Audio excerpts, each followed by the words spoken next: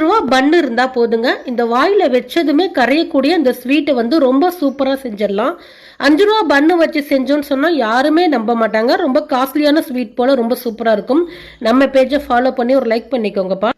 இப்போ ஒரு மிக்சி ஜாரில் 5 ரூபா பண்ணை வந்து இது போல் மேல் தோலை எடுத்துட்டு இது போல் கட் பண்ணி சேர்த்துக்கிறேன்.